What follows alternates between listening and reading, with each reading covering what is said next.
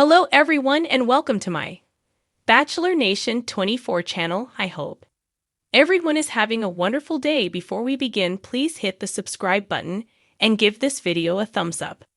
Gold Rush Parker Schnabel wins Environmental Award. Gold Rush star Parker Schnabel has won a prestigious environmental award. While Parker was not on Friday night's episode of the show this week, fans can still celebrate his major achievement for his work as a miner. Here is what Parker won and what it means for his career as a gold miner. Parker Schnabel wins prestigious award. Gold Rush star Parker Schnabel won a prestigious award at the 2022 Robert E. Leckie Awards. Parker won the award for excellence in environmental stewardship. This was in honor of his work at the Little Flake Placer mine and legacy areas mined by previous generations. The Yukon government commended Parker, saying that his operation was a perfect example of how a placer mine can be progressively reclaimed and cleaned up after work is underway. The Leckie Awards acknowledge companies and people who demonstrate excellence in environmental stewardship, outstanding social responsibility, as well as leadership and innovation in mining practices. The awards are named after Robert Leckie, an innovator who developed progressive land use practices for mining. Also winning an award was Guy and Lisa Favrin. They won the award for responsible and innovative exploration and mining practices for work at Sulphur Creek. Parker was not on this week's Gold Rush. This was a week without Parker Schnabel on the show after Gold Rush had no footage last week of Fred Lewis. However, with Parker missing the episode, many fans are still wondering how much longer he will feature on the show. While Parker has been the biggest mainstay, his overall success does not lead to entertaining television.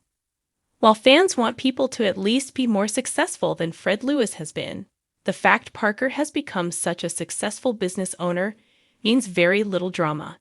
Some even think that Parker's success is pushing him out of the show since there is little entertainment value in a business that runs easily with no problems at all. This week on Gold Rush, there was at least a little bit of drama. The biggest moment came when a member of Fred Lewis' crew was injured in a freak accident. Luckily, Fred is a former medic in the military.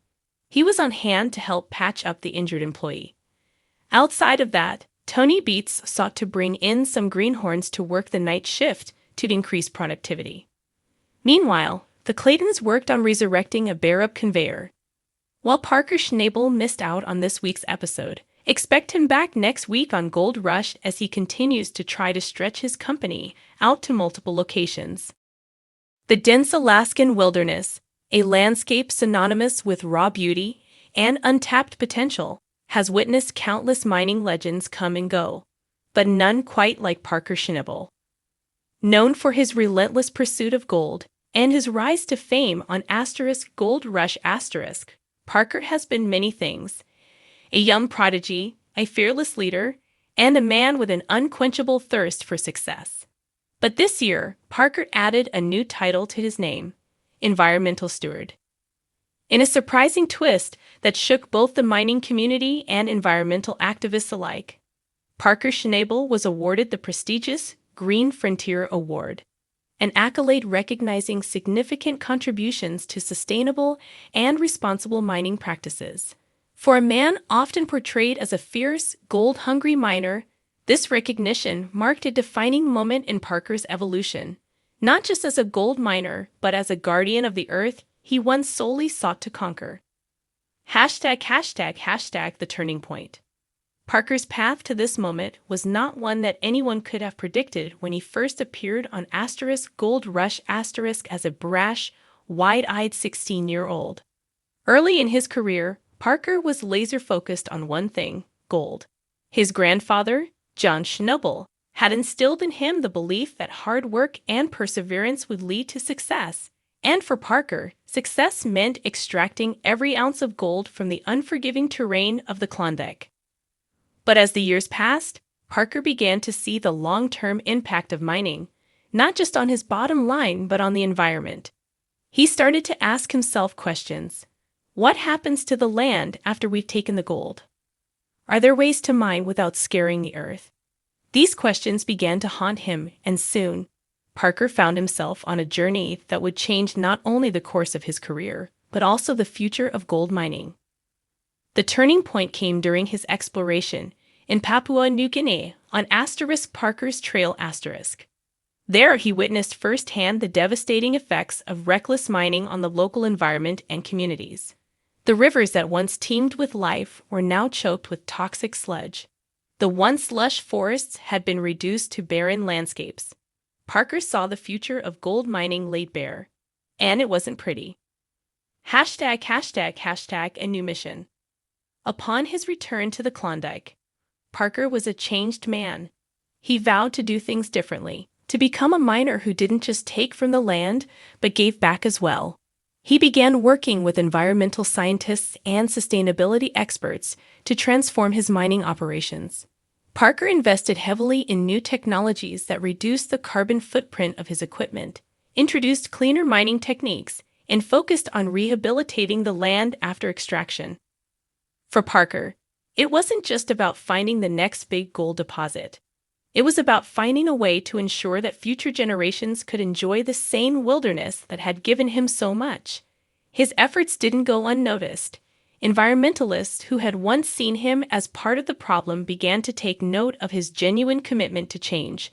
Parker wasn't just paying lip service to sustainability. He was putting in the work, and the Green Frontier Award was the culmination of years of effort, a symbol of his commitment to a more responsible way of mining. ###, the award ceremony. The award ceremony took place in the heart of Alaska, fittingly in the very land that Parker had called home for so many years. It was an unusually warm day for the Alaskan wilderness, the sun casting golden rays over the towering pine trees. The air buzzed with anticipation as members of the mining community, environmentalists, and government officials gathered to witness this historic moment.